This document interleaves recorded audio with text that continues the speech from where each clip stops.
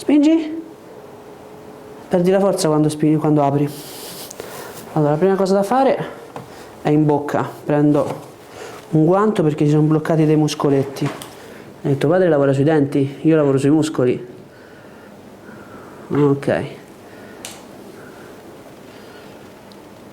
Poco poco, ecco, di qua è il problema.